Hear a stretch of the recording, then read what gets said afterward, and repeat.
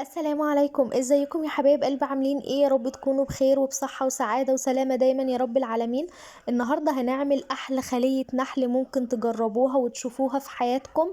مكونات سهلة وبسيطة جدا، هشة طرية قطنية. لو اول مرة هتدخلي المطبخ عايزة اقولك ان انتي هتعمليها بكل بساطة وسهولة. خليكي معايا لاخر الفيديو علشان اقولكوا على شوية تريكات. نقول بسم الله. كوب لبن، سعة الكوباية دي 100 جرام بدرجة حرارة الغرفة عادي خالص. نفس الكوباية هنحط 3/4 مية، وهنحط 2.5 معلقة من السكر ما يعادل 40 جرام أو 2 معلقة هرميين. وكمان هحط 4 معالق من الزيت ما يعادل 20 جرام، و2 باكت من الفانيليا. بلاش الفانيليا السايلة، الفانيليا البودر كويسة جدا. وهحط معاكم نص معلقة من الملح، ومعلقة من الخل ما يعادل 5 جرام. الخميرة هحط معاكم معلقة خميرة فورية ما يعادل 12 جرام. هحاول ان انا اقلبهم كويس جدا. عايزة اقول لكم ان المية اللي انا حطيتها اللي هي 3/4 كوباية، لو انت مش متأكدة ان الدقيق بتاعك بيشرب السوائل، كوباية المية دي ما تحطهاش في الاول مع اللبن. بعد ما تلفي الدقيق كده باللبن بالمكونات السائلة كلها، هتبدأي تشوفي العجينة بتاعتك محتاجة مية ولا مش محتاجة. كل نوع دقيق بيختلف على النوع التاني. يعني انا حاطة دقيق الاهرامات. هحط معاكم، هرجع للنقطة دي تاني، هحط معاكم الاول نص كيلو دقيق. ده دقيق زي ما انا قلت لكم، دقيق الاهرامات كويس جدا، انا بحبه وبستخدمه. فلو انت بتستخدمي اي دقيق تاني نوعه كويس مفيش اي مشكلة. هتنخليه وهتحطي نص كيلو ما يعادل 4 كوبايات. لو الدقيق بتاعك مش بيشرب السوائل، فانت هتلغي ربع كوباية المية او تلت كوباية المية، هتحطيها بالتدريج وانت بتعجني علشان ما يطرش منك. وما ينفعش ان انت كل شوية تزودي دقيق بعد ما حطيتي المكونات. الدقيق بتاعي لما حطيت المكونات تحس ان هو بقى سايح وتحس انه بيلزق جدا، بس انا عارفة ان انا لما اعجن فيه هو هيلف وهيجمد وهيبقى كويس معايا. فلو انت الدقيق بتاعك هيظبط معاكي ماشي، مش هيظبط خلاص بلاش تحطي الدقيق المية مرة واحدة. هبدأ ان انا اعجن فيها لحد ما احس ان العجينة طريت معايا خالص وبدأت تلم. العجينة بتاعتي انا عايزاها عجينة طرية بتلزق شوية، مش عايزاها جامدة كده. كل ما كانت طرية معايا كل ما كانت العجينة هشة وقطنية كده، فهي فيها نسبة تلزيق.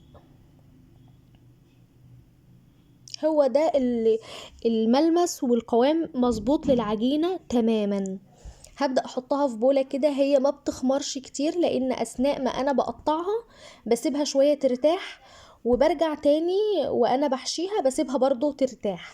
فانا هغطيها بستريتش راب لمدة ربع ساعة كده، اللي هي ترتاح شوية على حسب درجة حرارة الغرفة عندك. لو الحرارة دافية هتخمر معاكي على طول في الربع ساعة.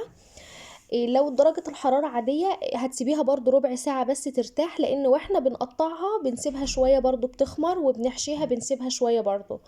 فكفاية عليها الربع ساعة دي. هبدأ ان انا اقطعها واخد جزء جزء كده بالنظر كده. انا عايزاها مثلا قد حجم الليمونة الكبيرة او مثلا قد حجم البيضة. ما تكبرهاش عن كده لان هي لسه هتخمر، هي بتبقى بالشكل ده. كل ما كانت العجينة طرية معاكي كل ما كانت هشة وكانت قطنية جدا. لو العجينة دي شدت معاكي مش هتديكي الهشاشان والطراوة بتاعت العجينة، هتبقى جامدة معاكي شوية. فهي كده خلاص. انا هبدأ ان انا اقرص الكمية كلها وهسيبها معاكم شوية. طبعا البدايل، لو مش موجود عندك لبن ممكن تحطي علبة زبادي. لو مش موجود زبادي ممكن تحطي، لو عندك لبن قاطع غلتيه مثلا وسبتيه بره شوية. لو لبن رايب اضربيه بس في الخلاط كويس جدا. دلوقتي انا جبت عندك جبنة كيري، جبنة مثلثات، جبنة تلاجة، اي جبنة انتي بتحبي تستخدميها بس لما تدخل الفرن ما تنشفش. الجبنة المثلثات كمان كويسة جدا تقدري تستخدميها. انا سبتها ترتاح شوية وبدأت ان انا افرد العجينة فردة صغيرة كده والم الجبنة جواها بالشكل ده. هدهن الصينية زيت سوري، هدهن الصينية سمنة هدهنها سمنة. انا ما بحبش ادهن الصواني في المخبوزات، بس خلية النحل دي لازم تدهني الصينية سمنة، لانها بتلزق في بعضها خالص، فلازم ندهنها سمنة. والسمنة كمان بتكون كتير شوية. شايفين الفراغات اللي في الصينية دي؟ بعد كده الفراغات دي مش هتبقى موجودة خالص، العجينة هتخمر وهتدخل جدا في بعضها بالظبط بالشكل ده. هنعمل ايه؟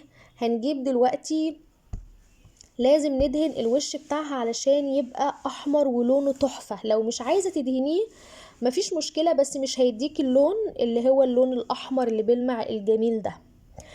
ايه، هتجيبي بيضة واربع معالق من اللبن وباكت من الفانيليا، وهنبدأ ان احنا ندهن الوش. على قد ما تقدري ما تنزليش لبن على الصينية يكون افضل، لان اول ما بينزل في الصينية وبيتعرض لدرجة الحرارة بيتحرق خالص. فحاولي على قد ما تقدري ان انت ما تنزليش الدهان ده على الصينية. بدأت ان انا ادهن العجينة كلها معايا. ولو عندك حبة البركة عايزة تحطي ماشي، مفيش مشكلة. تحطي سمسم تكوني بس محمصاه شوية برضو مفيش مشكلة. تعالوا نتكلم على اللبن. لو اي بدايل تانية موجودة عندك زي الزبادي، اللبن الرايب، تقدري تضربيه في الخلاط وتحطيه. وكمان تقدري ان انتي لو عندك لبن بودر تحطي 5 معالق من لبن البودر. الباكت بتاع الفانيليا، بلاش الفانيليا السايله، بتغير من ريحه المخبوزات جدا بصراحه، انا ما بحبهاش. كمان الخميره الفوريه، لو عندك خميره بيره تقدري تحطي مكعب من خميره البيره كويس جدا برضو.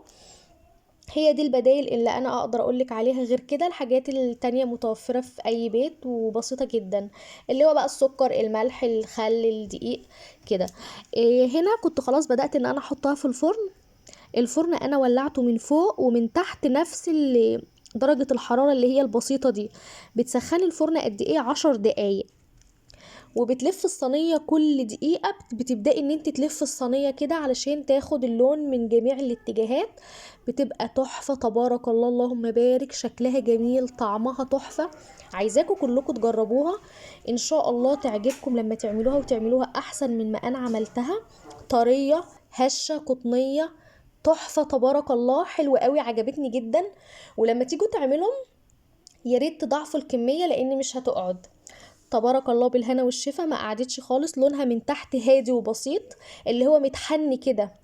لو انت غمقتي لونها من تحت قوي هتنشف منك، فاللون بيبقى متحني كده، القاعدة بتاعته بتبقى لون هادي كده، طرية جدا. الجبنة جواها كريمي سايحة وتحفة، حتى لما بردت الجبنة بتاعتها لونها جميل جدا. ان شاء الله تعملوها وتجربوها، وتسلم ايديكم وعينيكم مقدما. لو عجبكم الفيديو ما تنسوش تعملوا لي لايك وتشتركوا بالقناة، فعلوا الجرس علشان اي حاجة انا بنزلها توصل لكم بامر الله. كده خلاص انا خلصت الفيديو بتاعي، وكنت بوريكم قد ايه هشة من جوه، وكنت بوريكم الجبنة بتاعتها عاملة ازاي من جوه. تبارك الله تحفة.